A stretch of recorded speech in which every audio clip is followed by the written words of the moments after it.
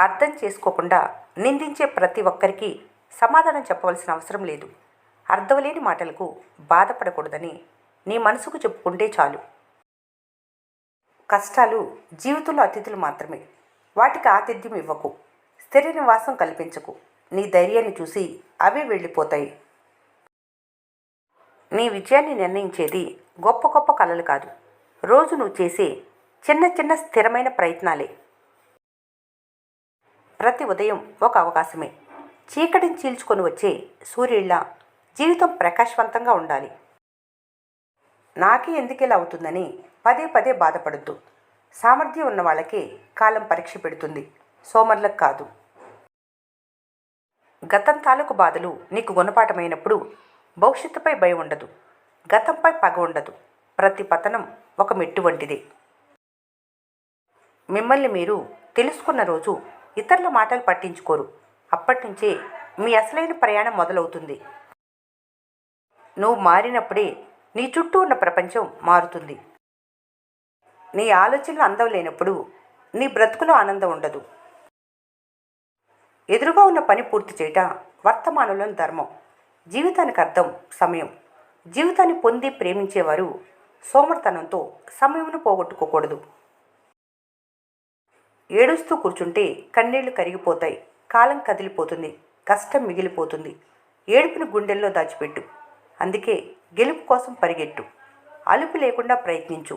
నీ ఏడుపుకు కారణమైన వాళ్లే నీ గెలుపుని చూసి తలదించుకోవాలి. నీ జీవితం నువ్వు నిర్ణయించుకో. మీలో బలమైన మార్పు రావాలంటే మనసుకు అసలైన గాయాలు జరగాల్సిందే. అవినీతికి ఒంటరిగా బ్రతకలేదు, నలుగురు సపోర్ట్ కావాలి. నీతికి ఎవరితోడూ అవసరం లేదు, సింగిల్గా అయినా జీవించగలదు. సుదీర్ఘ జీవిత పోరాటంలో సహనమే ప్రథమ ఆయుధం. నిజాయితీ తాత్కాలికంగా నష్టమే చూపిస్తుంది, కానీ జీవితాంతం గెలుపునే ఇస్తుంది. కొందరి మౌనం ప్రశాంతంగా ఉన్న సముద్రం లాంటిది. దాని తీవ్రత ఎవరూ లెక్కించలేరు. నీకున్న అలవాట్లే నీ స్థాయిని నిర్ణయిస్తాయి. మంచివైతే సమాజంలో నీ గౌరవాన్ని పెంచుతాయి, చెడ్డవైతే నలుగురిలో నిన్ను తలదించుకునేలా చేస్తాయి. చదువు రాని వాళ్ళు కూడా నిరంతరం చదివే పుస్తకమే జీవితం. ఆచితూచి మాట్లాడే గుణం అలవర్చుకోవాలి. ఎవరితోనైనా మాట్లాడేటప్పుడు, ఎవరికైనా మాట ఇచ్చేటప్పుడు 1-2 సార్లు ఆలోచించు. ఎందుకంటే మాట ఇచ్చి తప్పితే నిన్ను నమ్మిన వారి దగ్గర నీ విలువ పోగొట్టుకుంటావు. ఆవేశంలో మాట జారితే నిన్ను నమ్మిన వారికి శాశ్వతంగా దూరం అయిపోతావు. అందుకే ఆచితూచి మాట్లాడే గుణం అలవర్చుకోవాలి. ఒక పక్షి పైకి ఎగిరితే మిగతా పక్షులు కూడా తనతో పాటు పైకి ఎగిరి ఆనందిస్తాయి. కానీ మనుషులు మాత్రం ఒక వ్యక్తి పైకి ఎదుగుతుంటే వారిని తొక్కి ఆనందిస్తారు. అరిస్తే కాదు, ఓపికతో భరిస్తే జీవితంలో గెలుస్తారు. గెలుపు అదృష్టంతో రాదు, అది సహనం, పట్టుదల, మీరు చేసే మంచి వల్లనే సాధ్యం.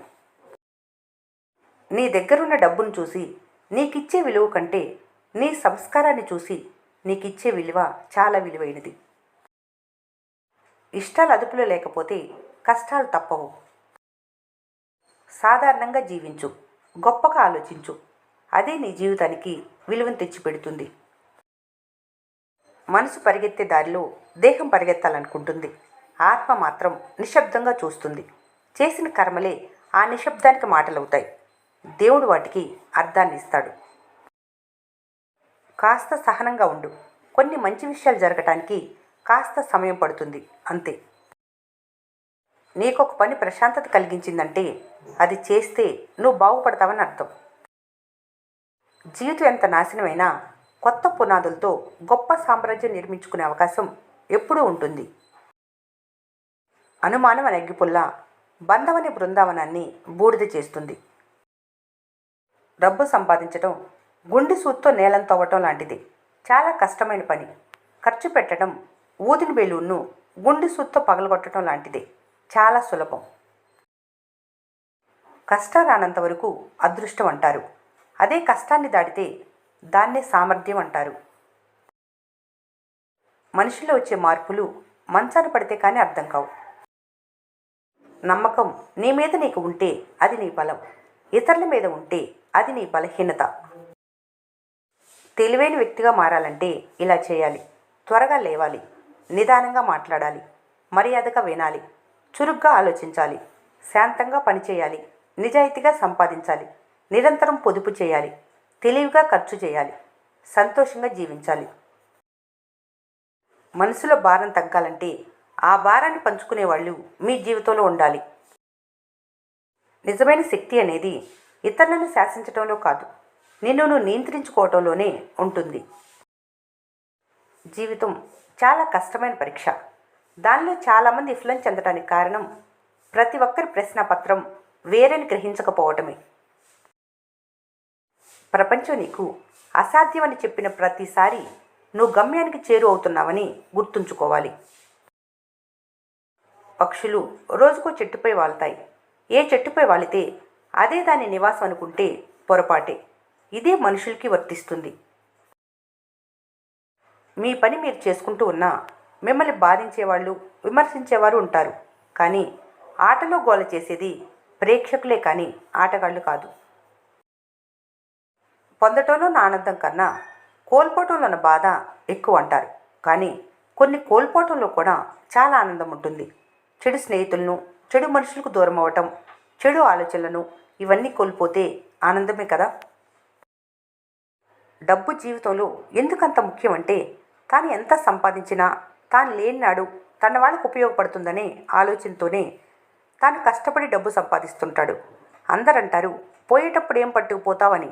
నిజమే, ఏం పట్టుకెళ్లరు. కానీ వాళ్ళు ఏ కష్టం లేకుండా బ్రతకడానికి ఏం మిగిల్చావు అనేది ముఖ్యం. ఎదురు చూస్తే కాదు, మీరు చేయాల్సినవన్నీ చేస్తేనే మీకు దక్కాల్సినవన్నీ దక్కుతాయి. ఈ వీడియో మీకు నచ్చినట్లయితే మన స్నేహ ఛానల్ని లైక్ చేయండి, సబ్స్క్రైబ్ చేసుకోవడం మర్చిపోకండి. Thanks for watching.